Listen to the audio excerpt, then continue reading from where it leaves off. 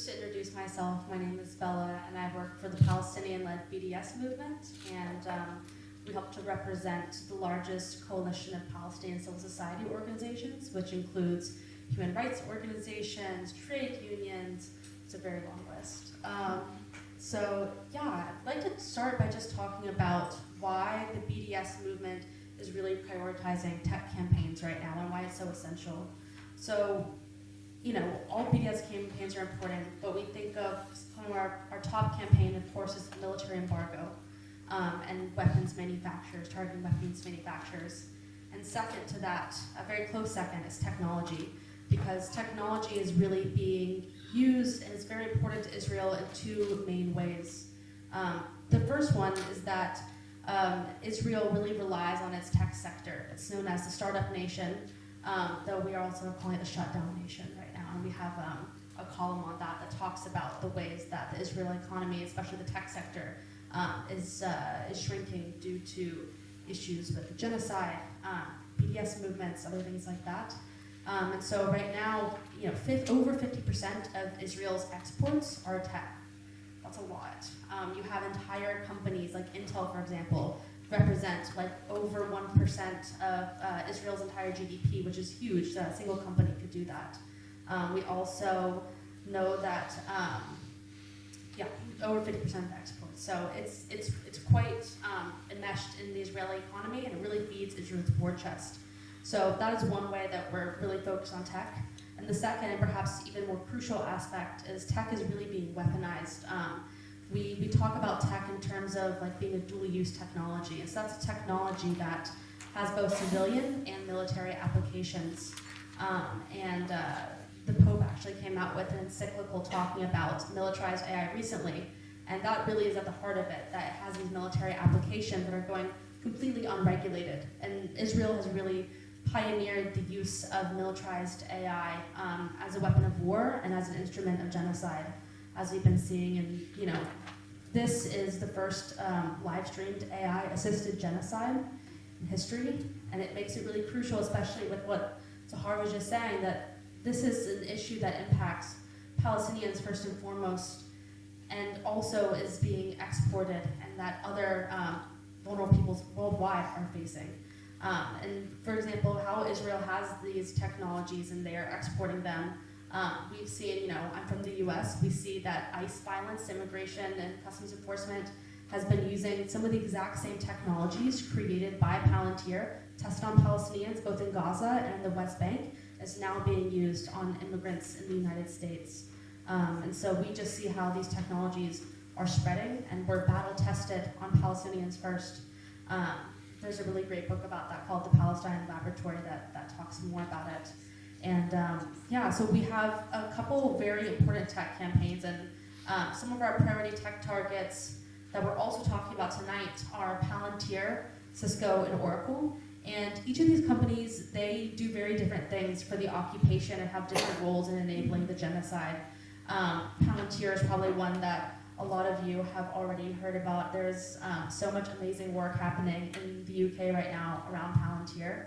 And Palantir, first and foremost, we think about it as a digital weapons manufacturer. That's their business model. They're militarizing technology, and Palantir also does have some quote-unquote civilian applications. Like there are, was an example. There was they work for one of the biggest chicken companies in the US, so they find out how they can ship chicken fastest around the US and think about supply chains. But they translate that into instruments of genocide by thinking, well, now instead of supply chains, they call it the kill chain. And that's where they take the data from Palestinians' everyday lives, like Safar was talking about, your Facebook, your WhatsApp friends. It is also physical surveillance that's happening with cameras as you're walking through cities, through checkpoints. All of that is then fed into Palantir systems that then create kill lists of Palestinians to then target through drone attacks and other forms of violence as well. And so we see that Palantir has become a really key target, and it's also a very intersectional target. Palantir is also, so important to the world of healthcare, and we're thinking about, data privacy, all of that. Cisco is one of our newer targets. It was named a BDS target just about 2 or 3 years ago after some Cisco employees came to us with a lot of information and a lot of reasoning as to why Cisco should be a key target. And it's one of those companies that is less of a household name than Microsoft or Amazon and Google that are also some of our key targets, but it's equally as important. And what Cisco does is it basically is the backbone of all the communications for the IDF and for the Israeli government. And so in that sense, it helps to really coordinate attacks on Palestinians in Gaza and the West Bank and throughout 48. And they have some front client-facing products that some of you may have used in your daily lives that I know that the UK government uses, including WebEx, which is kind of like Zoom, it's a video conferencing.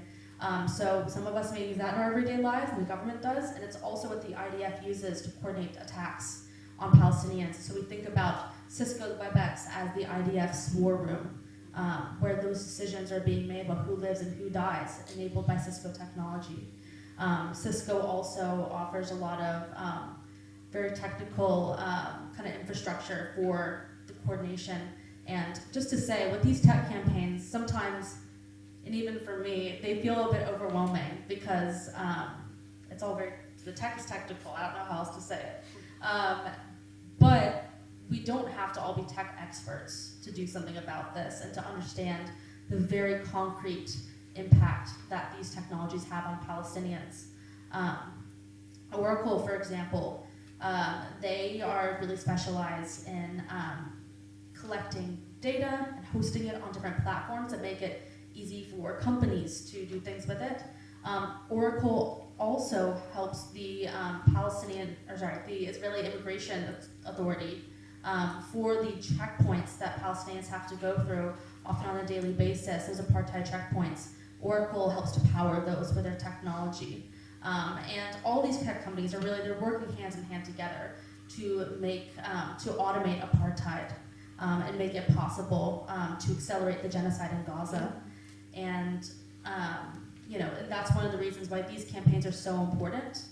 And it's tough sometimes to try to target these companies because oftentimes they're monopolies, they're huge companies, they have so much power over our lives, or at least they want us to think they do. But collectively, thinking about some of the most important actions we can take, and I know Lewis is going to talk about this more in a second, is thinking about the contracts. That's how these companies make their money. It's through our institutions that we are all part of that these contracts are possible. So think about ethical procurement is so key with a lot of these tech companies. And we'll also say that another part of the work that BDS is working on right now that is related to each of these companies is the regulation of AI and cloud as these dual-use technologies. Because as of right now, there really are not a lot of regulations. I feel like AI has kind of creeped up on us in our lives in ways that I could have never guessed. It feels so integrated into our lives, into the NHS, into our healthcare, in the US as well. But we still have the ability collectively to cut ties with these companies and also not to, give into what the companies want us to think, that these also have very altruistic applications, when we know that most of the profits are coming from the militarization of the technologies. So those are really key things that the BDS movement is focusing on right now a lot. And then would also say that there's just lots more to talk about with it. So I'm happy to answer any and all questions and also to share some of the wins we have had. So the Palantir campaign in the NHS is so crucial right now. And then we actually had some healthcare workers and others that were inspired in the US who took on a campaign in New York City with New York City's health and hospital network. And we actually were able to have a win there. New York City Health and Hospital said they were not going to renew the contract when it's up in, I think, October or November, which is huge. That was really big and very exciting. It's possible. I mean, Palantir, I know, has been telling everyone in the NHS that there's no way to get off their technology. They can't do it, but it's been done and it'll happen again. And so that's really exciting. This is not specifically related to the targets we're talking about tonight, but a huge win that was really foundational, I think, to our tech work and the movement going forward was Microsoft. So Microsoft was found through an investigation by The Guardian to be storing mass surveillance of Palestinian data. So if there were any Palestinians who had phone calls with their friends or their grandparents or anything, all of it was stored. Not a single thing wasn't in Microsoft data centers and through Microsoft. After this came out, there was a lot of public pressure. There's also been pressure on Microsoft for a while now for their enabling of Israel's genocide and also the apartheid regime as a close partner for many, many years. And then it ends up that Microsoft terminated some, not all, they're still very complicit, but some services to the Israeli military, which is a huge step forward and just shows how there is such a movement growing around tech. There's so much more awareness of what the technology can do and what it is doing, and also how it's impacted Palestinians first and how it's going to end up impacting all of us unless we put a stop to it. So I guess I'll leave it there. Thank you so much.